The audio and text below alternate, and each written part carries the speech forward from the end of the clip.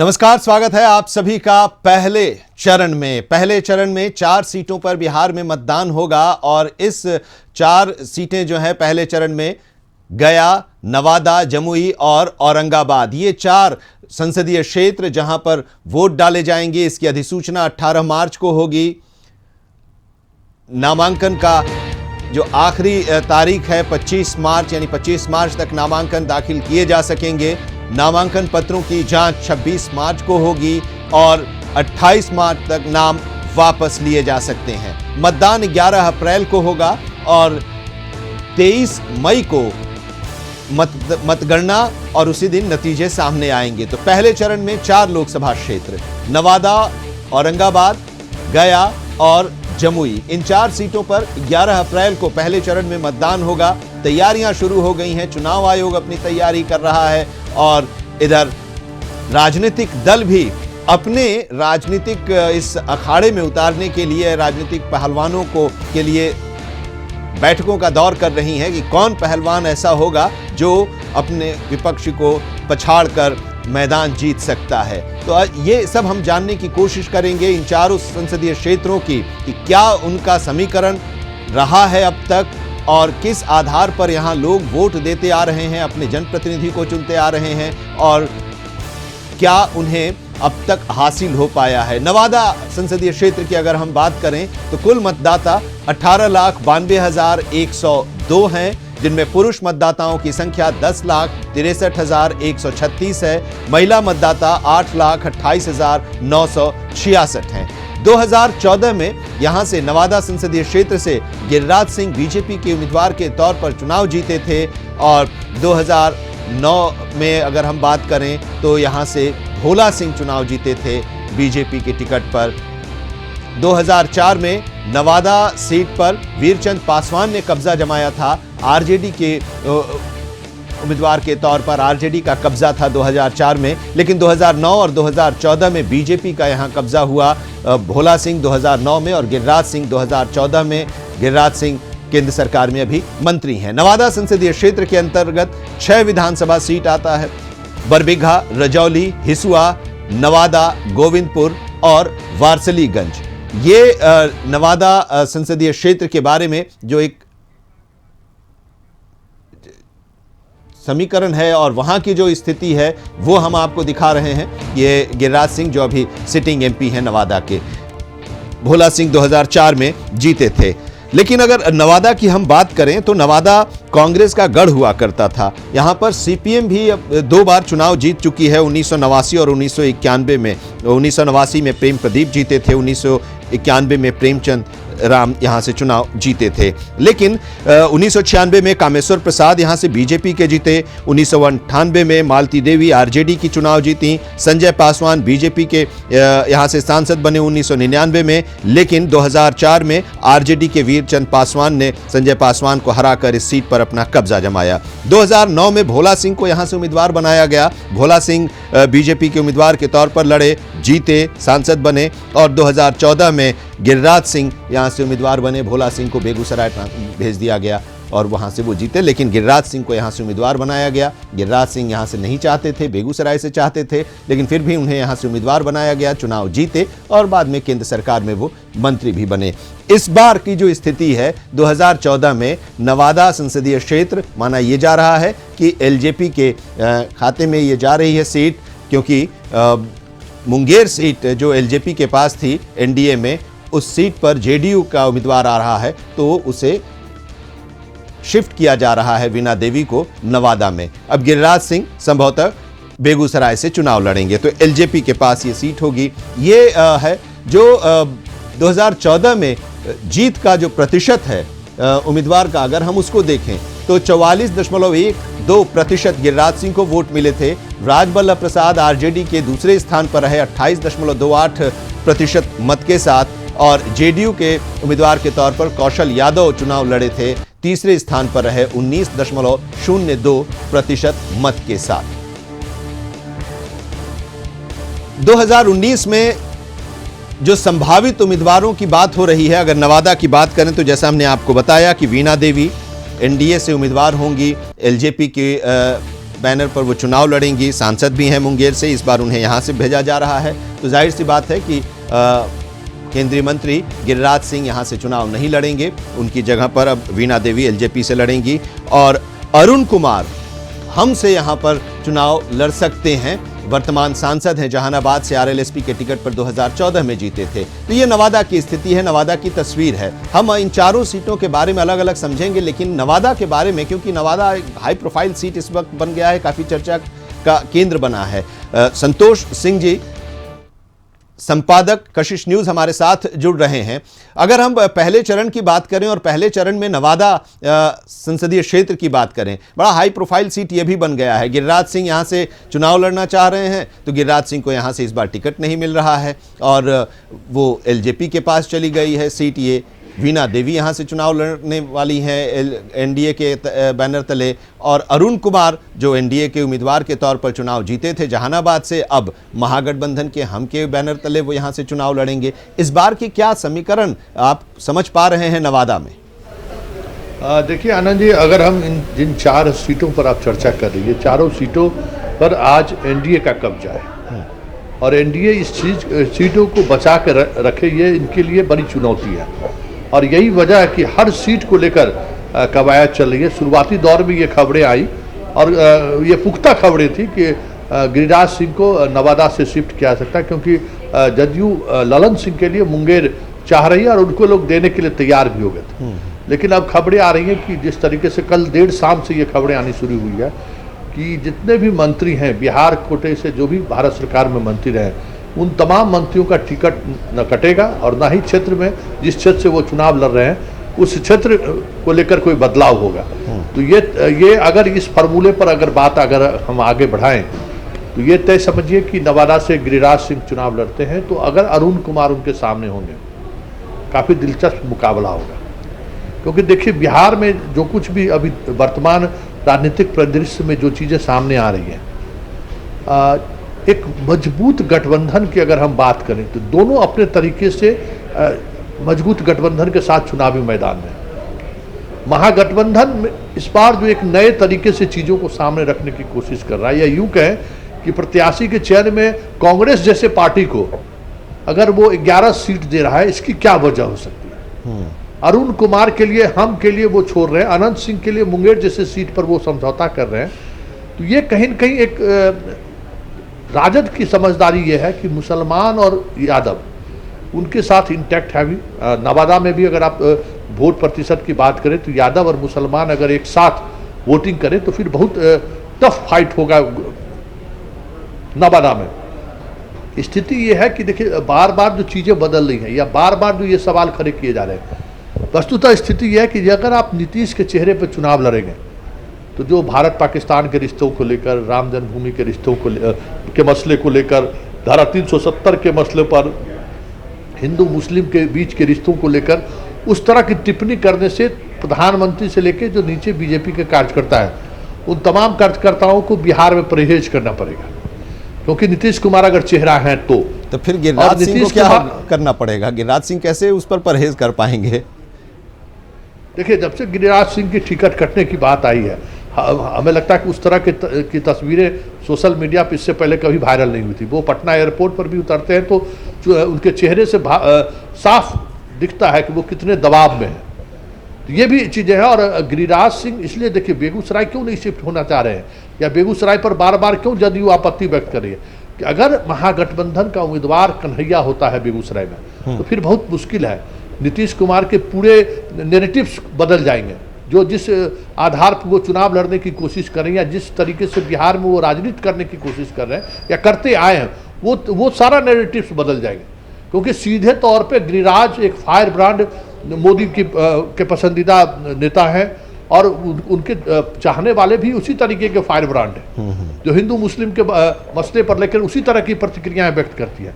तो देश स्तर पर कन्हैया और गिरिराज जो दो विपरीत ध्रुव के दो बड़े चेहरे हैं, अगर एक साथ मैदान में आ गए तो फिर बहुत मुश्किल है डेवलपमेंट की बात करना, बहुत मुश्किल है बिहार में गठबंधन में सोशल समीकरण की लेकर जो स्थिति उत्पन्न होगी उसको संभाल कर रखना। यही वजह है कि बार बार इन चीज़ों को लेकर, जैसे आज देखिए आज सुबह से खबरें आ रही हैं कि कटिहार सीट बीजेपी छोड़ रही है, और दुलार चंद वहाँ से चुनाव लड़ने जा रहे हैं। आखिर वजह क्या है? जो जिन सीटों पर हिंदू मुस्लिम के आधार पर वोटिंग हो रहा है उससे नीतीश कुमार परहेज करना चाहते हैं कि बिहार में वो चीज़ें सामने ना आए। और कमोबेश यही स्थिति है कि लगातार बीजेपी के जो उस तरह के जो समर्थक हैं, जो हिंदू मुस्लिम के मामले में, धारा 370 के मामले में, भारत पाकिस्तान के मामले में जितना उनका उग्र तेवर रहा है, ये जो एटीट्यूड देखने को मिल रहा है, जो जिस तरीके से भाजपा बैकफुट पर आ रही है, वो उन कार्यकर्ताओं में निराशा का भाव भी है और आक्रोश भी है। गांधी मैदान की रैली की विफलता के पीछे भी एक बड़ी वजह यही मानी जा रही है। और जब से ये खबरें मीडिया में आने लगी कि जदयू के दबाव में मंत्रियों का टिकट कट रहा है, हमें लगता है कि ये जो खबरें देर शाम चलाई गई कल, भाजपा के भी जो बड़े लीडर हैं उनके ऊपर ये दबाव है कि अगर ये मैसेज पहुंचाने में अगर जदयू कामयाब हो गई, या मीडिया जिस तरीके से मैसेज दे रही है कि बिहार में जो बीजेपी की सीट है उस सीट को वो इस आधार पे काट रही है कि वो हिंदू मुस्लिम इशूज पे चर्चा ना हो, या फिर मंत्री ही क्यों ना हो, हमें ये पसंद नहीं है तो आपको वो सीट मुझे देनी होगी। ये जो इमेज है, ये इमेज जैसे ही सामने आना शुरू हुआ है, बीजेपी के लिए भी सहज स्थिति समाप्त होने। क्योंकि देखिए बीजेपी के जो वोटर हैं वो कमोबेश नीतीश कुमार के साथ वोटिंग करने को तैयार है, लेकिन इस तरह के इशूज अगर सामने आएंगे कि बड़ा भाई और छोटे भाई वाली स्थिति अगर ज़्यादा वोकल हुआ तो फिर बड़ी मुश्किल है दोनों का वोट एक दूसरे को शिफ्ट कराना। लेकिन एक चीज और, नवादा की बात, अब आपने जो बात कही कि अगर वो उस आधार को, उस खबर को माना जाए जिसमें सभी मंत्रियों का चुनाव लड़ेंगे, किसी का टिकट नहीं कटेगा, तो गिरिराज सिंह अगर नवादा से लड़ेंगे तो फिर वीणा देवी का क्या होगा? क्योंकि मुंगेर तो उधर जा ही रहा है और ये लोग अपनी तैयारी, जब से ये बात हुई कि मुंगेर जेडीयू के कब्जे में जाएगा, जेडीयू के खाते में जाएगा, ललन सिंह वहाँ से लड़ाएंगे और नवादा एलजेपी को दिया जाएगा, तो वीणा देवी और सूरज भान यहाँ मेहनत करने लगे थे, जनसंपर्क अभियान भी शुरू कर दिया था, तो फिर यहाँ पर वीणा देवी का क्या रोल होगा? देखिए वीणा देवी पिछले 2-3 महीने से नवादा लगातार वो जा रहे हैं, नवादा में वो कैंपेन भी कर रहे हैं। शुरुआती समय में वो बेगूसराय गए थे, लेकिन उन्हें ये कहा गया कि नहीं, आप नवादा से ही चुनाव लड़ेंगे।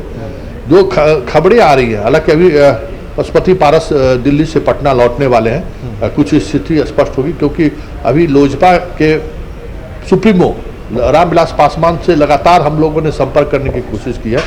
वो अभी मीडिया के रीच से बाहर है। तमाम उनके जो भाई हैं, बेटे हैं, वो मीडिया के रीच से फिलहाल दूरी बनाकर रखे हुए हैं। और अब इस खबरें आ रही है कि अगर नवादा छोड़ने को कहा गया, रामा सिंह तो पहले ही उनसे बाहर हो चुके हैं, जो एक इनके 2-3 जो बिहार के जो बाहुबली इनके साथ थे और इन्हें परहेज नहीं था उन बाहुबलियों को साथ लेकर चलने में, उसमें एक रामा सिंह पहले ही इनका साथ छोड़ चुके हैं। दूसरा सूरज भान है। सूरज भान को नाराज करना रामविलास के लिए इसलिए संभव नहीं है कि जितने उस तरह के आर्थिक कह सकते हैं कि स्ट्रक्चर है लोजपा का, उसके सूत्रधार भी कहें या फिर कैशियर भी कहें, सूरज भान है। सारे सूरज भान के प्रोजेक्ट जितने चल रहे हैं उन प्रोजेक्ट में कहीं कहीं उस तरह का इन्वेस्टमेंट भी है, तो काफ़ी मुश्किल है सूरज भान को नाराज करना। और सूरज भान के जो साथ रहने वाले लोग हैं उनका कहना है कि बेगूसराय से वो भी कन्हैया के सामने लड़ने से थोड़ा बचना चाहते हैं और वो भी नवादा ही चाहते हैं। ये अगर ऐसी स्थिति बनती है तो हमें लगता है कि जो अब खबरें आ रही हैं कि अगर उन्हें नवादा से बेगूसराय शिफ्ट करने की बात हुई तो वो इस बात को लेकर अडिग है, तब तो फिर हम मुंगेर से ही चुनाव क्यों नहीं लड़े और हम मुंगेर से चुनाव लड़ेंगे। तो काफ़ी मुश्किल है। ये 2-3 सीटें जो फर्स्ट फेज में जो इलेक्शन है उस इलेक्शन में बहुत सारी चीज़ें सामने आ जाएंगी। अब बात देखिए नवादा में भी की हम बात कर रहे हैं, गिरिराज को अगर टिकट दे दिया है तो आखिर वो कहाँ जाएंगे, कहाँ उनको शिफ्ट करेंगे? जब तक तमाम फेज के उम्मीदवारों की घोषणा आप नहीं करेंगे चीज़ें स्थिर नहीं हो पाएगी। तो ये फर्स्ट फेज के साथ कई तरह की चीज़ें जुड़ी हुई है और ये चारों सीट पिछले चुनाव में एनडीए के हवाले खाते में है, जिसमें 3 सीटें अगर हम जमुई को लोजपा के खाते में है और 3 नवादा, गया और अगर हम बात करें औरंगाबाद, ये तीनों सीटें बीजेपी के खाते में। अब ये खबरें आ रही हैं कि औरंगाबाद और गया ये 2 सीटों पर जदयू चुनाव लड़ना चाह रही है। हालांकि गया बीजेपी का के परंपरागत सीट रही है और वो सीट कैसे भाजपा छोड़ने को तैयार हो गई, बड़ी मुश्किल है ये सोचना। लेकिन खबरें ये आ रही है कि नीतीश कुमार ने उस पर अपने कौन से उम्मीदवार होंगे उसका भी उन्होंने चयन कर लिया है। तो भाजपा किस स्तर तक समझौता करने की स्थिति में है ये भी समझने की जरूरत है, क्योंकि देखिए गया में भी उसी लाइन पर राजनीति होती है हिंदू मुस्लिम के नाम पर राजनीति होती है। गया में भी उस तरह का माहौल बनाने की कोशिश होती है और वो माहौल वहाँ पे भी है। दुर्गा पूजा हो, दीपावली हो, छठ हो, या फिर ईद की बकरीद की का पर्व हो, ईद हो, जुलूस निकलने की बात हो, मुहर्रम हो, ये तमाम पर्वों में पूरे अगर बात करें गया डिस्ट्रिक्ट में तनाव का माहौल रहता है और उसका लाभ कहीं न कहीं बीजेपी उठाती रही है। और लगातार अगर हम देखें ट्रैक रिकॉर्ड देखें गया की, तो लगातार सांसद रहे हैं। संघ इस फैसले के पक्ष में नहीं है। आज एक खबरें भी आई है कि मोदी के कई निर्णय के खिलाफ संघ है और संघ इस चुनाव में मोदी के साथ खड़े न रहे, ये कोई बड़ी बात नहीं है, क्योंकि तमाम ऐसी सीटों को लेकर खास करके मोदी मतलब इस तरह से बैकफुट पर है कि संघ को लग रहा है कि मेरा तो जो विचारधारा है या हमारे ही अस्तित्व पर सवाल है। अगर देखिए तमाम बिहार के प्रमंडल सीटों को और गौर करें, छपरा हो, दरभंगा हो, पूर्णिया हो, आप बात करिए, पटना की बात करिए, गया की बात करिए, तमाम सीटों पर बीजेपी का कब्जा रहा है और ये कोई एक बार से नहीं, लगातार कब्जा रहा। और तमाम उन प्रमंडल वाली सीटों पर आप नज़र दौड़ाइएगा तो कुछ खास तरह की राजनीति चलती है उन तमाम जगहों पे। छपरा में राजपूत यादव का अपना कॉम्बिनेशन है, वो जब तक अगर माहौल टेंस नहीं होगा, माहौल में दोनों कास्ट की भावनाओं को जब तक उभारा नहीं जाएगा, तब तक वो बूथ पर उस तरह से एग्रेसिव पोलिंग नहीं करेंगे। तो वो बिना रूढ़ी और लालू परिवार के बगैर संभव नहीं है। उस जगह भी कंप्रोमाइज की बात आ रही है। दरभंगा में फातमी और कृति आजाद आमने सामने हैं तो फिर वो एक अलग माहौल बनता है उस इलाके में। अगर पूर्णिया की बात करें तो पूर्णिया में भी कमोबेश इसी तरह की राजनीति आपको देखने को मिले। गया में तो वो बात है। तो ये अगर गया की जो रहा है उसमें ईश्वर चौधरी 1971 और 77 में जनसंघ के कोटे से चुनाव जीते रहे, जनसंघ के और फिर जनता पार्टी में। उसके बाद 89 में भी वो चुनाव जीते, फिर 1998 और 1999 में भी बीजेपी के पास थी, 2009 और 2014 में भी हरी मांझी। ये मांझी वाला जो फैक्टर है गया में कि मांझी उधर से भी एक बार चुनाव जीते थे, रामजी मांझी, हरी मांझी, जीतन राम मांझी यहाँ से चुनाव लड़ सकते हैं इस बार, पिछली बार भी लड़े। वो मांझी फैक्टर कुछ है क्या गया लोकसभा क्षेत्र के अंदर? देखिए गया में दो तरह के, अगर दलित वोटर की हम बात करें तो एक चौधरी जो उदय नारायण चौधरी जिस कम्युनिटी से आते हैं और मांझी, ये दोनों कम्युनिटी का बहुतायत में वोटर है और दोनों कम्युनिटी का वोटर मतलब एग्रेसिव है। मांझी कम्युनिटी के जो लोग हैं वो काफ़ी एग्रेसिव है और उदय नारायण चौधरी के परंपरागत सीट पे पहुंच के जीतन राम मांझी ने उनको चुनाव हरा दिया। और मांझी जो उस बेल्ट के जो मांझी हैं वो भी परंपरागत रूप से बीजेपी के साथ रहे। याद करिए अगर हम बात करें तो मांझी सिर्फ चुनाव को लेकर उस इलाके का मांझी की लोकप्रियता नहीं है। अगर आप प्यार मोहब्बत की भी बात आती है तो याद करिए उस पहाड़ में पहाड़ खोद कर जो जिस व्यक्ति ने उस तरह से सड़कें बनाई वो भी मांझी कम्युनिटी से ही आते थे। तो ये एक मांझी वहाँ पे एक जुझारू कह सकते हैं कि कम्युनिटी है, जाति है, जो फाइट इट वाली स्थिति है, जो वो हर बूथ पर अपनी उपस्थिति दर्ज करते हैं और उस तरह का आर्थिक स्थिति से वो संपन्न नहीं है, लेकिन राजनीतिक रूप से वो काफ़ी जागरूक है। और जो हिंदू माइंडसेट है, मतलब एक हिंदुत्व की जो मानसिक तैयारी होती है, उस तैयारी में बीजेपी और संघ काफ़ी लंबे अरसे से उस इलाकों में काम करते रहे और नक्सल प्रभावित इलाका भी रहा है। उसके बावजूद और झारखंड से सटा हुआ वो इलाका रहा, तो जो वनवासी कल्याण केंद्र के सहारे जो दलितों के बीच पहुंचने की जो आरएसएस की कोशिश रही है उसका प्रभाव उन इलाकों में रहा है। और मांझी और बाकी इलाकों में अगर कई जिलों में आपको मांझी की संख्या जो उत्तर बिहार में मुसहर जिन्हें कहा जाता है, मांझी मध्य बिहार के इलाके में उन्हें मांझी कहा जाता है, वो अन्य इलाकों में भी है, लेकिन सबसे ज़्यादा मुखर और राजनीतिक रूप से काफ़ी उस इलाके में भगवतिया देवी याद कीजिए। हाँ, उस वक्त भगवतिया देवी चुना जी। हाँ, भगवतिया देवी मतलब जब संसद भवन में पहुंचती थी वो तो सारे सांसद उनके अभिवादन में खड़ी होती थी, अंगूठा छाप। लालू यादव जिस समय उनको टिकट दिए थे किसी ने सोचा नहीं था, ठीक से वो शपथ ग्रहण भी नहीं कर पा रही थी। तो एक उस इलाके के मांझी के अंदर एक अलग तरह का कॉन्फिडेंस डेवलप किया है और यही वजह है कि मांझी सीट को लेकर वहाँ जब भी चुनाव होता है तो पर हालांकि पिछले बार जदयू ने वहाँ से एक पूर्व रिटायर्ड आईएएस अधिकारी को, जो बिहार कैडर के आईएएस अधिकारी थे, उनको उन्होंने चुनावी मैदान में उतार दिया था, लेकिन मांझी को लेकर अभी भी उस इलाके में ये चीज़ें हैं। और जो कहा जा रहा है कि जीतन राम मांझी महागठबंधन से चुनाव लड़ सकते हैं। एक ब्रेक के लिए रुकना पड़ रहा है। आप हमारे साथ बने रहिए, क्योंकि औरंगाबाद का भी बहुत पहले चरण में है, औरंगाबाद और जमुई, उसके बारे में भी विस्तार से जरा हम चर्चा करेंगे और फिर हम अपने संवाददाताओं के पास भी जाएंगे। तो ये गया और नवादा की एक तस्वीर, जो पहले चरण की 2 लोकसभा क्षेत्रों की तस्वीरें और वहां के जो समीकरण हैं वो हमने समझने की कोशिश की। एक ब्रेक के बाद फौरन हाजिर होते हैं, बताएंगे आपको औरंगाबाद और जमुई के बारे में।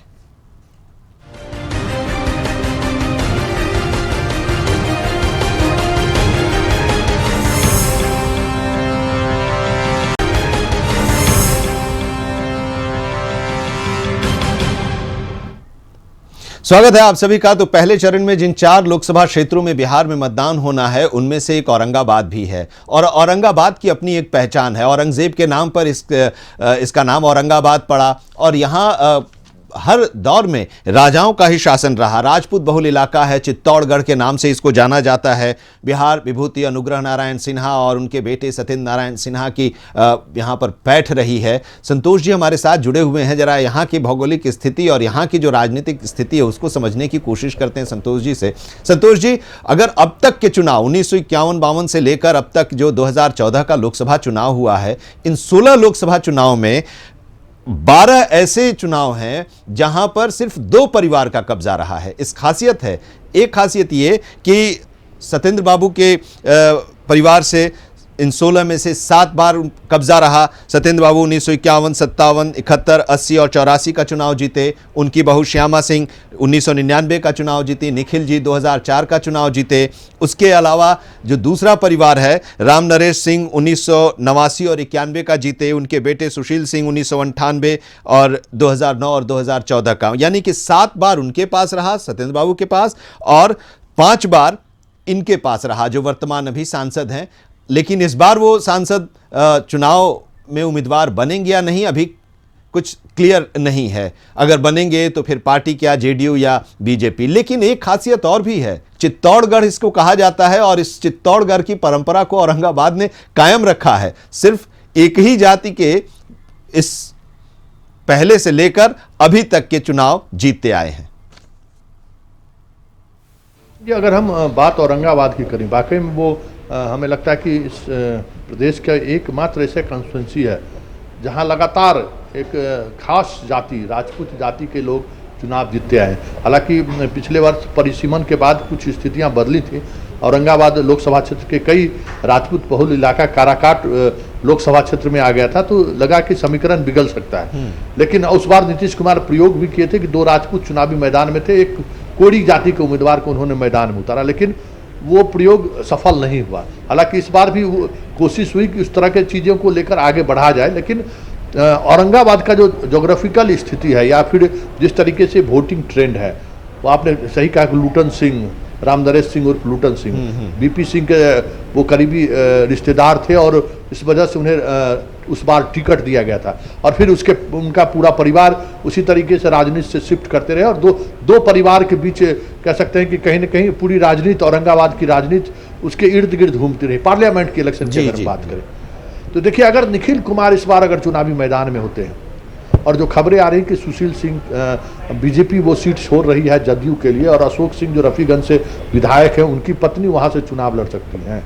ये खबरें आ रही हैं। देखिए, निखिल कुमार के लिए ये आखिरी चुनाव होगा। उनके जो जिस तरीके से, जिस दौर से या जिस उम्र से वो गुजर रहे हैं, उनका आखिरी चुनाव होगा, और वो अगर इस सेंटीमेंट को लेकर अगर चुनावी मैदान में आए तो बहुत मुश्किल है उनको रोकना, क्योंकि अक्सर निजी बातचीत में ये चीज़ें सामने आई है कि अब वो राजनीति के अंतिम पड़ाव पे हैं। पिछले बार अगर हम बात करें तो लोकसभा चुनाव के दौरान अचानक दोपहर में ये खबरें आई 10-11 बजे। आनंद जी, बड़ी रोचक बातें हैं, पता नहीं किस चैनल पर ये खबरें चली थी, या चली भी थी नहीं चली थी।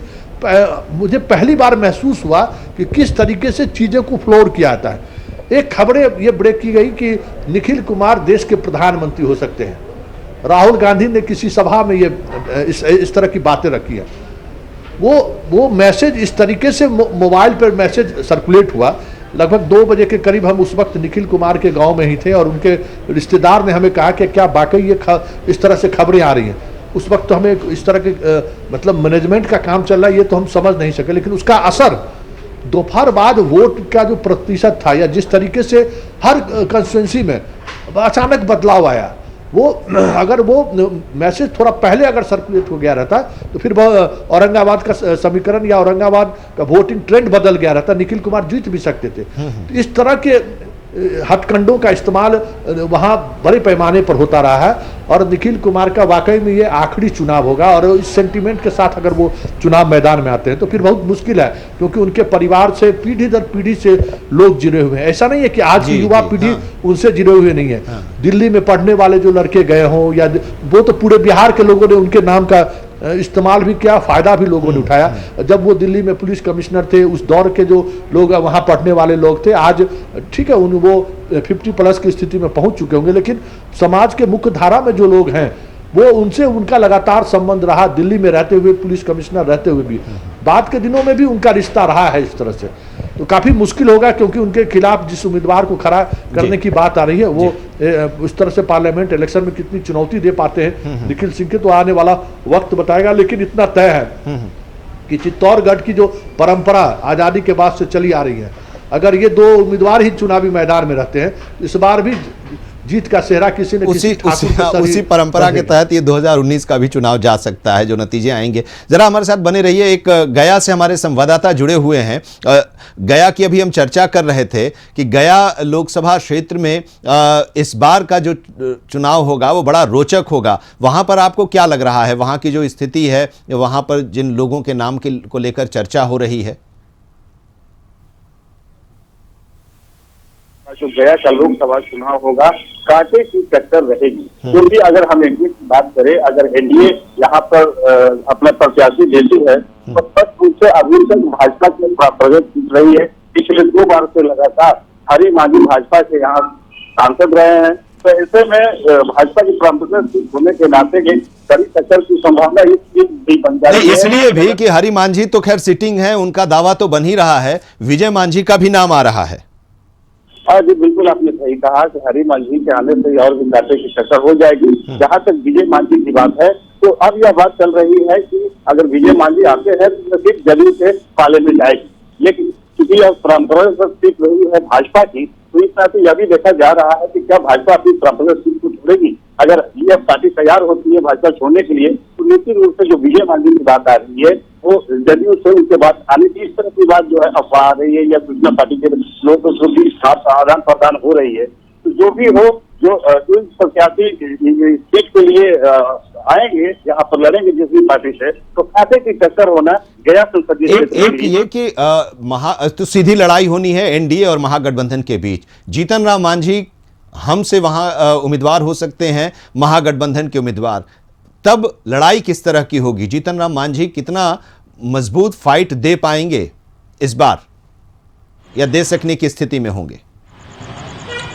जी देखिए, जीतन राम मांझी अगर यहाँ से आते इस सीट से चुनाव लड़ते हैं तो निश्चित रूप से यह कांटे की टक्कर होगी, क्योंकि उनका यह पैतृक गया जो है उनका आवास भी रहा है, कार्यक्षेत्र भी रहा है। वो गया से विभिन्न बोध गया की बात करें या बाराचट्टी की बात करें, वहां से वो विधायक भी रह चुके हैं। तो ऐसे में जो लोकसभा का जो चुनाव है वो यहाँ से चुनाव लड़ते हैं, तो निश्चित रूप से जीतन राम मांझी के आने से यह जो गया का मुकाबला है वो कांटे की टक्कर होगी।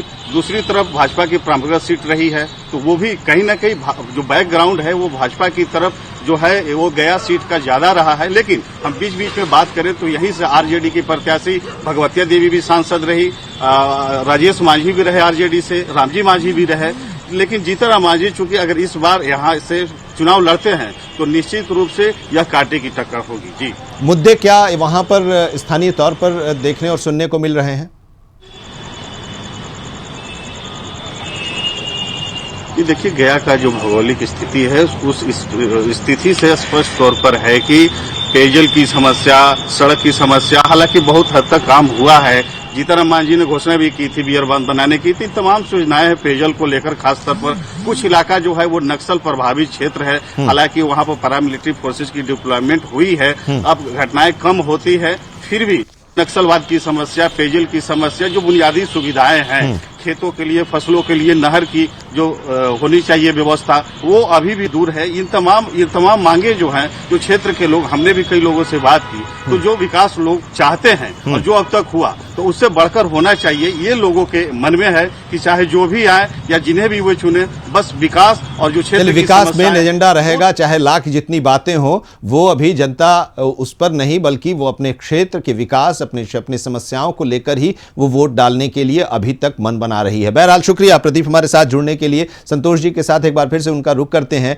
जमुई की अगर हम बात करें तो ये जमुई शुरू में तो था एक लोकसभा क्षेत्र, लेकिन बाद में इसको मुंगेर में मिला दिया गया और ये लोकसभा क्षेत्र खत्म हो गया। उसके बाद फिर से ये अस्तित्व में आया इस परिसीमन के बाद 2009 से।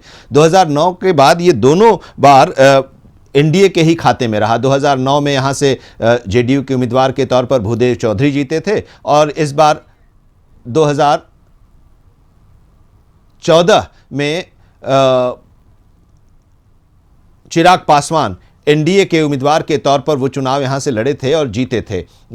ये तस्वीर जमुई की है। जमुई 1962-67 में नयनतारा देवी जीती थी कांग्रेस की, कांग्रेस यहां से चुनाव जीती थी, लेकिन बाद के समय में जमुई खत्म हो गया। फिर से परिसीमन के बाद जमुई अस्तित्व में आया है। जमुई लोकसभा क्षेत्र का अगर हम वहां की जनसंख्या बताएं तो 17,09,396 है। पुरुष जनसंख्या यहाँ 9,05,492 है। महिला जनसंख्या 8,03,740 है। यहाँ पर मतदान केंद्र 1,863 बनाए गए हैं। जमुई लोकसभा क्षेत्र के अंतर्गत 6 विधानसभा सीट आता है। तारापुर, शेखपुरा, सिकंदरा, जमुई, झाझा और चकाई ये है।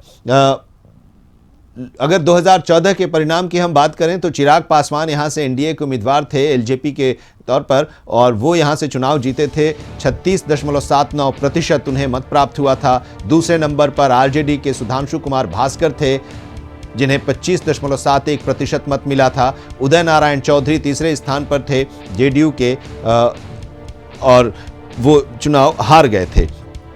तो ये 2014 का रहा। 2009 में भूदेव चौधरी यहां से चुनाव जीते थे जेडीयू के। श्याम रजक को उन्होंने हराया था आरजेडी के।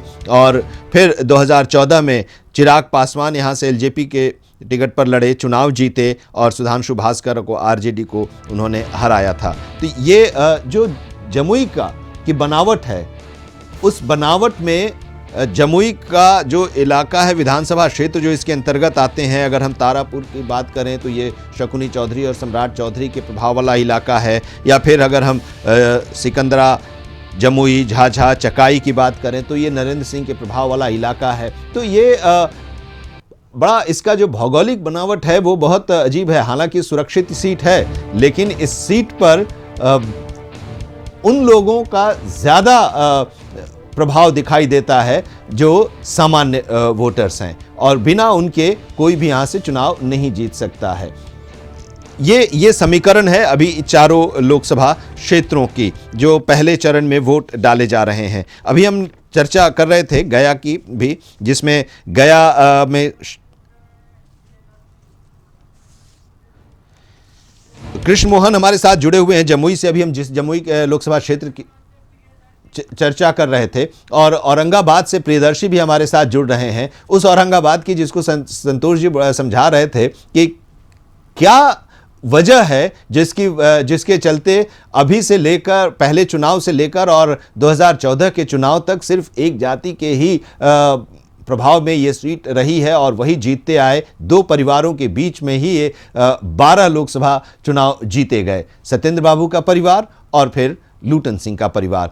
जरा हमें समझाइए, कृष्ण मोहन के पास हम जाएं उससे पहले औरंगाबाद के बारे में जरा हमें समझाइए प्रियदर्शी जी कि वहां पर अभी क्या स्थिति है। वही परंपरा इस बार भी कायम रहेगी?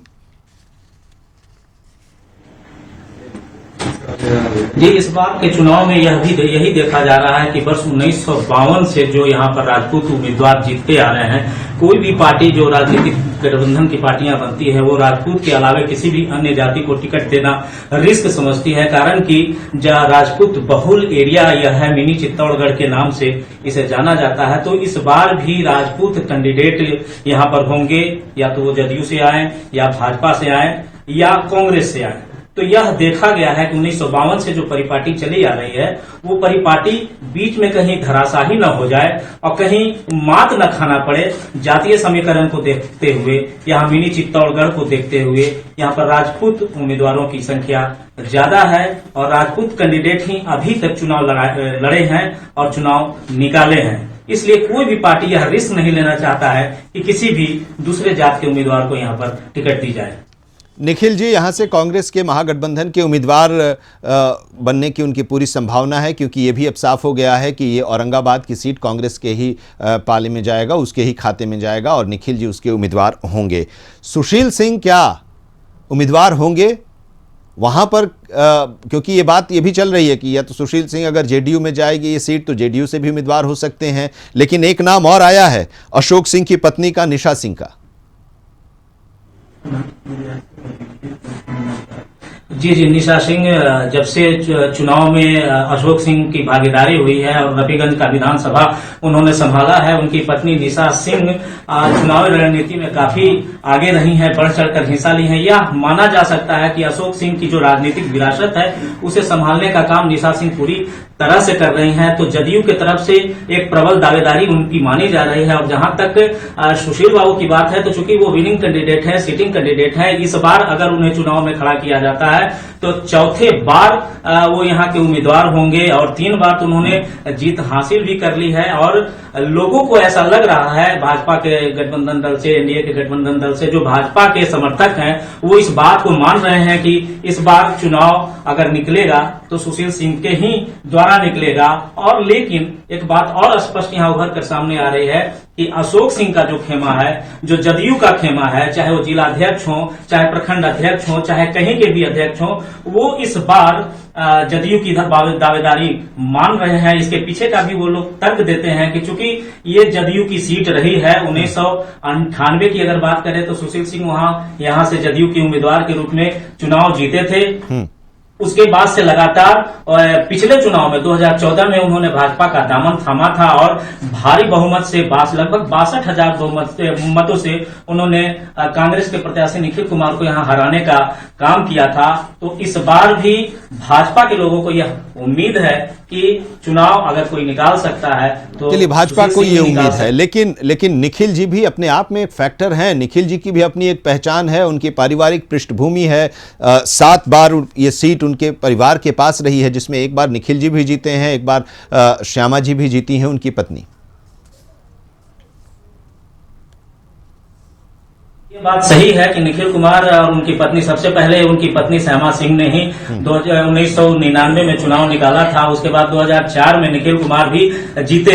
लेकिन उसके बाद से जब 2004 के बाद का 2009 की चुनाव की अगर बात करें या 2014 की चुनाव की बात करें तो उसमें निखिल कुमार को धराशायी होना पड़ा, निखिल कुमार को चुनाव हारना पड़ा। इसके पीछे का यह कारण माना जाता है कि सुशील सिंह जो यहाँ के उम्मीदवार हैं लोगों के दिलों में बसते हैं, लोगों के घरों तक जाते हैं, हर पर्व त्योहार लोगों के दुख सुख में पहुंचते हैं। तो लेकिन उस परिवार की भी अपनी एक पहचान है और वो भी फैक्टर एक होता है। और उस फैक्टर में इस बार क्योंकि इसलिए भी कि निखिल जी का ये करीब आखिरी ही चुनाव होगा सक्रिय राजनीति से की अगर हम बात करें तो उसका कितना एडवांटेज उनको इस बार मिल पाएगा। शुक्रिया हमारे साथ प्रियदर्शी जुड़ने के लिए और वहाँ की जो ग्राउंड रियलिटी है उसके बारे में समझाने के लिए। एक ब्रेक के लिए यहाँ पर रुकते हैं। ब्रेक के बाद हम लौटेंगे तो हमारे साथ अशोक मिश्र जी भी जुड़ेंगे, हमारे पटना के ब्यूरो हेड, और वो जरा समझाएंगे इन पहले चरण के इस राजनीति का, पहले चरण के राजनीतिक समीकरण का और चुनाव के रंग का।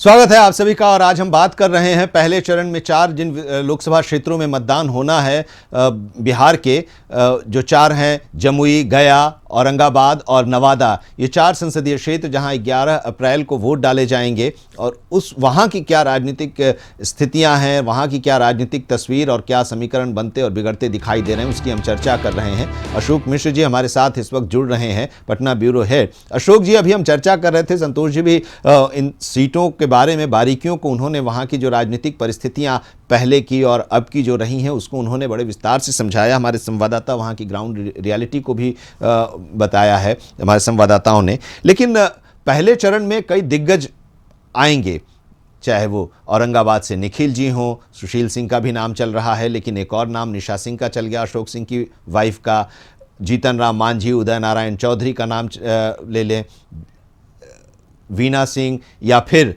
गिरिराज सिंह, ये भी नवादा को लेकर अभी जो स्थितियां बनती और बिगड़ती दिखाई दे रही हैं वो भी है। तो ये जो हैं सीटें, जो चारों सीटें हैं, चाहे वो चिराग पासवान की सीट हो, पहले चरण से ही स्थिति पर अपने स्थिति को अपने काबू में करने की कोशिश महागठबंधन या एनडीए की होगी।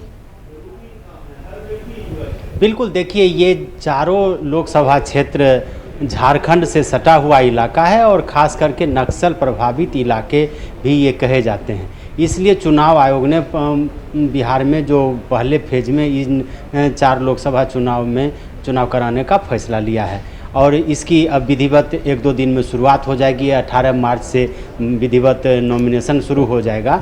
और अभी जो हम अपने दर्शकों को दिखा रहे हैं उसके पीछे मुख्य मकसद यही है कि हम अपने दर्शकों को यह बताना चाहते हैं कि आखिर उस लोकसभा क्षेत्र की भौगोलिक स्थिति क्या है, उसकी सामाजिक स्थिति क्या है, उसकी राजनीतिक स्थिति क्या है और इन चारों लोकसभा चुनाव का परिणाम का क्या संदेश होगा, बिहार के जो अन्य 36 लोकसभा क्षेत्र हैं उन पर इसका क्या प्रभाव पड़ेगा। आपने एक बिल्कुल सही बात कही है और ये चारों लोकसभा क्षेत्र एक तरह से परंपरागत रही है। आप अगर चलें औरंगाबाद से इसकी शुरुआत करें तो औरंगाबाद को चित्तौड़गढ़ कहा जाता है और यहाँ एक जाति से ही चुनाव जीतते लोग आ रहे हैं, चाहे वो पक्ष के हों या विपक्ष हो। एक ज़माना था जब उस लोकसभा क्षेत्र में सत्येंद्र नारायण सिंह, अनुग्रह नारायण सिंह के परिवार का पूरा कब्जा था, लेकिन जब नीतीश कुमार की सरकार आई, एनडीए के साथ जब नीतीश कुमार का अलायंस हुआ बीजेपी और जदयू के साथ, तो चित्तौड़गढ़ पर निखिल कुमार के परिवार की पकड़ कमज़ोर हुई और जो आज बीजेपी के सांसद हैं सुशील कुमार, उनको सबसे पहले एक कार्यकर्ता के रूप में नीतीश कुमार ने ही लोकसभा भेजा था। अगर हम नवादा की सीट की बात करें तो नवादा में भी परंपरागत रूप से एक जाति विशेष का वहाँ पे कब्जा था, जिसे मात्र 2 चुनाव पहले इस कब्जे को हटाया गया कह सकते हैं। भोला सिंह जब उस लोकसभा क्षेत्र में चुनाव लड़े सूरजभान के खिलाफ में, और वैसी परिस्थिति में भोला सिंह की जीत हुई और उसका फल गिरिराज सिंह को भी मिला। और फिर अब अगर आप आएँ गया की सीट, तो यहाँ हर समय इन सीट पर मांझी का ही कब्जा रहा है, चाहे जो भी हो, पक्ष में हो और विपक्ष में हो। इस बार भी जो चुनाव हो रहे हैं उसका मुख्य कह सकते हैं कि वह इलाका नक्सल प्रभावित तो है ही, मांझी समुदाय की संख्या काफ़ी ज़्यादा है और बीजेपी का वह इलाका रहा है, तो निश्चित रूप से कह सकते हैं कि बीजेपी हर बार वहाँ पे अपना उम्मीदवार देते रही है, जीतती रही है। और बीजेपी के बाद जो विपक्ष में आरजेडी रहा है तो उसका उस पर कब्जा रहा है, जदयू ने कभी भी उस पर कब्जा नहीं किया है। और अगर हम चलें जमुई की बात करें तो जमुई का इलाका जो है वह भी झारखंड से सटा हुआ इलाका है और वह नक्सल प्रभावित इलाका है। तो पिछले चुनाव में जब एनडीए का गठबंधन हुआ, उसमें शामिल जब लोजपा हुई, तो रामविलास के विरासत के लिए, उनके परिवार के लिए 1 अदद लोकसभा सीट की ज़रूरत थी। चूँकि जो 2 सीटें थी, हाजीपुर और समस्तीपुर, जो पहले उजियारपुर हुआ करता था, रोसड़ा हुआ करता था, तो वो अब समस्तीपुर हो गई है और उस पर रामचंद्र पासवान पहले से काबिज थे। वैसी परिस्थिति में चिराग के लिए एक नए सीट की ज़रूरत थी, तलाश की गई और वह जमुई लोकसभा सीट पर चुनाव लड़े। और कह सकते हैं कि जदयू की अंदरूनी राजनीति के कारण और ख़ास करके पिछले लोकसभा चुनाव में जदयू का सीपीआई के साथ अलायंस था, जिसका वजूद जमुई में कुछ नहीं था, और वैसी परिस्थिति में समाजवादियों के वोट में जो बिखरा हुआ, आरजेडी से सुधांशु शेखर थे और जदयू से उदय नारायण चौधरी थे जो अंदरूनी राजनीति के शिकार हुए। नरेंद्र सिंह ने खुल्लम खुल्ला उदय नारायण चौधरी का विरोध किया था और वैसी परिस्थिति में कह सकते हैं कि जमुई में चिराग का दिया जल चुका और अब उसी को बढ़ाने के लिए चिराग एक बार फिर जमुई से ताल ठोक करके खड़े हैं और उनके सामने फिर वही पुराने चेहरे दिख रहे हैं। एक बार जदयू से, एक बार वहाँ से जो सांसद रह चुके हैं भूदेव चौधरी, उनके बारे में भी कहा जा रहा है कि आरएलएसपी चाहती है कि भूदेव को वहाँ से चुनाव लड़ाए, लेकिन लालू प्रसाद यादव और शरद यादव की इच्छा है कि उदय नारायण चौधरी वहाँ से चुनाव लड़ें। हालांकि वह सीट शरद यादव गुट को मिल पाती है कि नहीं मिल पाती है, लालू प्रसाद यादव सुधांशु शेखर को मना पाते हैं नहीं मना पाते हैं, यह भविष्य के घर में और 24 से 48 घंटे के अंदर इस पर फैसला हो सकता है। बिल्कुल, लेकिन जो सबसे बड़ी बात है कि ये चारों लोकसभा क्षेत्र में 2 लोकसभा क्षेत्र सुरक्षित लोकसभा क्षेत्र है और ये इसमें 2 परिवार, एक रामविलास का परिवार जमुई में है तो कह सकते हैं कि एनडीए का एक बहुत बड़ा मजबूत पार्टनर है और गया की सीट जो परंपरागत बीजेपी की रही है उस पर ऐसी चर्चा है कि भगवतिया देवी के बेटे विजय मांझी को इस बार टिकट मिलना तय है। जदयू यह सीट लेना चाहती है गया और चाहती है कि वहाँ चूँकि जो मध्य बिहार है, मध्य बिहार में जो दलित और ओबीसी और अति पिछड़े हैं उनके बीच नीतीश कुमार यह मैसेज भी देना चाहते हैं। दूसरी बात, ये इनका बेस वोट रहा है नीतीश कुमार का, तो वह दिखाना चाहते हैं कि जीतन राम मांझी के खिलाफ वो उस मांझी परिवार को टिकट दे रहे हैं जिसका महत्वपूर्ण योगदान रहा है और गया की जो पहचान रही है वो मांझी से रही है। दशरथ मांझी को आपने देखा होगा कि कहां से कहां पहुंचा दिया नीतीश कुमार ने, और भगवतिया देवी को समाजवादियों ने, जिसमें नीतीश कुमार भी शामिल थे, पहली दफ़ा राम मनोहर लोहिया के नेतृत्व में जब समाजवादी आंदोलन चल रहा था तो उसमें भगवतिया देवी को सक्रिय राजनीति में लाया गया। 1980 में वो चुनाव भी लड़ी, वो विधायक बनी, उसके बाद उनकी बेटी विधायक बनी, लालू प्रसाद यादव ने उन्हें सांसद बनाया और अब उन्हीं के बेटे विजय मांझी जो एक बार विधायक रह चुके हैं उनको चुनाव मैदान में उतारने के लिए तैयार किया गया है। नीतीश कुमार व विजय मांझी के द्वारा जीतन राम मांझी को उनकी हैसियत बताने के लिए आमादा हैं। तो निश्चित रूप से कह सकते हैं ये 2 संदेश देगा, एक दलितों की राजनीति पर किसकी पकड़, रामविलास पासवान के परिवार की पकड़, नीतीश कुमार की पकड़ या लालू प्रसाद यादव की पकड़, ये महागठबंधन की पकड़, और नीतीश कुमार यही साबित करना चाहते हैं। और नीतीश कुमार जो प्रयोग कर रहे हैं, आपको शायद हमारे दर्शकों को भी थोड़ा सा अचंभा लगेगा कि आप जब देखेंगे तो औरंगाबाद की सीट पर जिस प्रत्याशी को उतारा जा रहा है, अगर पारिवारिक पृष्ठभूमि की बात करें तो निखिल कुमार के सामने वो कहीं नहीं टिकते हैं। अगर अभी राजनीतिक हैसियत की बात करें तो सुशील कुमार के सामने वो कहीं नहीं टिकते हैं। लेकिन अशोक सिंह विधायक जिनकी पत्नी को दिया जा रहा है टिकट, ऐसी चर्चा है, वो एक पढ़ी लिखी और महिला है, तो महिला कोटा के साथ साथ चित्तौड़गढ़ में चित्तौड़गढ़ की महारानी या उसकी छत्रप को एक तरह से उतारा जा रहा है। तो आप समझिए कि बिहार की राजनीति के जो चाणक्य है नीतीश कुमार किस तरह से युवा चेहरा, महिला चेहरा, और महिला में भी वैसे चेहरा को जिसके खिलाफ में आप कुछ न बोल सकते हैं, और एक आदर्श महिला के रूप में उसको उतारा जा रहा है। एक अभी मैं देख रहा था, ये अगर जमुई की अभी आप बात कर रहे थे, जमुई लोकसभा क्षेत्र के अंतर्गत जो विधानसभा क्षेत्र आते हैं, तारापुर, शेखपुरा, सिकंदरा, जमुई, झाझा और चकाई, है तो ये सुरक्षित क्षेत्र, लेकिन जो यहाँ की जो भौगोलिक परिस्थिति है उसको देखकर या जो विधानसभा क्षेत्र हैं उनके में वर्चस्व अगर देखें तो तारापुर में शकुनी चौधरी और सम्राट चौधरी का प्रभाव वाला इलाका है। उसके बाद जो सिकंदरा, जमुई, झाझा, चकाई, ये नरेंद्र सिंह के प्रभाव वाला इलाका है।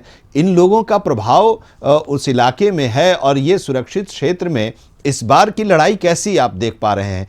कितनी मुश्किलें हो सकती हैं या पहले की तुलना में कितनी और आसान लड़ाई होगी वहाँ पर चिराग के लिए? के समीकरण की बात करें तो चुनावी गणित के हिसाब से लोजपा, जदयू और बीजेपी के मिलने से लगभग 51% वोट बिहार में हो जाता है और 49% महागठबंधन या अन्य विपक्षी दलों को है। लेकिन राजनीति में 2 और 2 4 नहीं होते हैं। राजनीति में स्थानीय मुद्दे होते हैं, समीकरण होता है, और जो सबसे बड़ी बात है कि एक चेहरा होता है। तो वैसी परिस्थिति में जो जदयू, बीजेपी और एलजेपी का जो समीकरण है उसके मुताबिक चिराग पासवान एक बड़ा चेहरा है। भले ही चिराग के बारे में जो कुछ कहा जाए, लेकिन चिराग ने उस क्षेत्र के लिए कुछ किया भी है और निश्चित रूप से उसका लाभ भी उनको मिलने की संभावना है। जहां तक महागठबंधन की बात है, उसमें आखिर कौन चेहरा आता है? अगर उदय नारायण चौधरी आते हैं तो उदय नारायण चौधरी पिछले 5 वर्षों में जमुई में उन्होंने उतनी मेहनत नहीं की जितनी करनी चाहिए। यानी कहने का मतलब कि उन्होंने क्षेत्र को पकड़ के नहीं रखा। तो वैसी परिस्थिति, सुधांशु शेखर वहाँ के स्थानीय हैं, वो सुल्तानगंज से पहले विधायक भी रह चुके हैं। लेकिन जो सबसे बड़ी बात है कि आखिर उन लोगों की जो क्या भूमिका रही है, इस बार नरेंद्र सिंह को भी समझाया बुझाया गया है। तो बीजेपी और रामविलास पासवान दोनों के समीकरण के साथ ही जदयू का जो समीकरण बन जाता है, जो मतलब फायदा और पर मिल सकता है। बहरहाल लड़ाई बड़ी रोचक होगी, ये तो तय है। सीधी लड़ाई महागठबंधन और एनडीए के बीच में, त्रिकोणात्मक संघर्ष बहुत कम ही इलाकों में होगी, संसदीय क्षेत्रों में। लेकिन ये जो पहले चरण के 4 लोकसभा क्षेत्र हैं, वहां पर सीधी लड़ाई, और जब सीधी लड़ाई होती है तो बड़े इंटरेस्टिंग लड़ाई होती है और कांटे की टक्कर होती है। शुक्रिया अशोक जी हमारे साथ जुड़ने के लिए और इन 4 लोकसभा क्षेत्रों के बारे में विस्तार से बताने के लिए। तो पहले चरण का ये 4 लोकसभा क्षेत्र औरंगाबाद, गया, नवादा और जमुई, यहां पर वोट डाले जाएंगे 11 मई को। और इन 4 सीटों पर जहां 11 मई को वोट डाले जाएंगे, यहां पर कई दिग्गजों की किस्मत भी दांव पर लगी। हालांकि अभी अनाउंस नहीं हुआ है किसी भी उम्मीदवार के नाम का, लेकिन जो नाम आ रहे हैं उन नामों में दिग्गज हैं। चाहे औरंगाबाद से निखिल जी हों, चाहे गया से चलें तो वहां पर जीतन राम मांझी हैं, सिटिंग एमपी तो हर जगह हैं ही, या फिर नवादा आए तो वहां पर अरुण कुमार भी उम्मीदवार हम के तौर पर आ सकते हैं। वीणा देवी वहां पर चुनाव लड़ सकती हैं, गिरिराज का वो सीट है, शायद वो शिफ्ट कर जाएं या फिर वहीं से लड़ें। तो ये नवादा का है। जमुई से चिराग पासवान हैं ही, उदय नारायण चौधरी हम ठोक ही रहे हैं, जीतन राम मांझी गया से। तो ये जो बड़े नाम हैं, बड़े चेहरे हैं, और दोनों गठबंधन ये कोशिश करेगा कि पहले चरण में माहौल ऐसा बने कि बाकी के जो 7 चरण हैं और बाकी के जो 36 संसदीय क्षेत्र हैं लोकसभा के बिहार में, वहां पर मैसेज जाए पहले चरण से। ये हमने आपको दिखाई वहां की 4 संसदीय क्षेत्रों की मतदाताओं की क्या राय है, मतदाता क्या सोच रहे हैं, अपने किस तरह का वो जनप्रतिनिधि चाहते हैं, या जो जनप्रतिनिधि हैं वो उनके उम्मीदों पर कितने खरे उतर पाए हैं, जरा देखिए। बीजेपी की सरकार और जदयू की सरकार जो यहाँ पे चुनाव जीत के आई है, दूसरे बार जो वादा इन्होंने किया था पूरा नहीं कर पाए और जनता को धोखा देने के सिवा कुछ नहीं है। ये बंधु हमारे दोस्त हैं समाजवादी पार्टी के, उन्होंने ठीक ही कहा कि अपराध में वृद्धि हुई, विकास के नाम पे कुछ नहीं हुआ है। गिरिराज सिंह जी चुनाव लड़े और उन्होंने जीते। माननीय गिरिराज जी का भी विकास ही मुद्दा था, विकास की मुद्दा पर उन्होंने चले और नवादा में बहुत विकास किए, जैसे कि नवादा में रेल का दोहरीकरण हुआ, विद्युतीकरण हुआ, नवादा पोस्ट ऑफिस में पासपोर्ट का ऑफिस खुलना, नवादा में किसी भी लोकतांत्रिक देश के लिए चुनाव का बहुत महत्वपूर्ण स्थान होता है। और मेरा ये मानना है कि देश में आमूल चूल परिवर्तन अगर आप चाहते हैं, आपको लग रहा है कि हाँ जो वर्तमान सरकार है उससे आपकी अपेक्षाएं पूरी नहीं हो रही हैं, तो ये लोकतंत्र का ये जो महापर्व है उसमें आपके पास वोट का अधिकार है। वोट के द्वारा आप अपने मन चाहे योग्य व्यक्ति को चुन सकते हैं। अभी का लोकसभा जो चुनाव है उसमें बढ़ चढ़ के सब लोग हिस्सा लें और हर उसमें अपना वोट करें और एक अच्छे प्रत्याशी अच्छा हो, पढ़ा लिखा हो, मतलब हम लोग का स्टूडेंट का फीलिंग समझ सके और रोजगार का भी समस्या हल हो, और मतलब बहुत सारा रहना चाहिए, एबिलिटी रहना चाहिए। चुनाव में एबिलिटी रहेगा उसके अनुरूप ही हम लोग वोट देंगे। हम लोग इस बार वही चुनेंगे जो सही होगा। हम लोगों को नेता नहीं चाहिए, हम लोगों को सेवक चाहिए जो इस पूरे क्षेत्र के बारे में सोचे। महोदय विकास के मामले में जमुई जिला में बहुत अच्छा काम किए। जो आज तक जमुई जिला में नहीं हुआ था वो आज जमुई जिला में, चाहे वो मेडिकल कॉलेज हो, चाहे इंजीनियरिंग कॉलेज हो, चाहे वो रेलवे हो। लेकिन सिर्फ सांसद महोदय एक चीज गलत काम किए हैं, वो गठबंधन का फर्ज नहीं निभाया है। यहाँ की कार्यकर्ता, चाहे जदयू हो, भाजपा हो, उनको चाहिए प्रखंड स्तर से लेकर जिला स्तर तक कार्यकर्ता। तो चलिए, हमारी इस आज की खास पेशकश में इतना ही, लेकिन बाकी खबरों के लिए आप चलते रहिए कशिश न्यूज के साथ।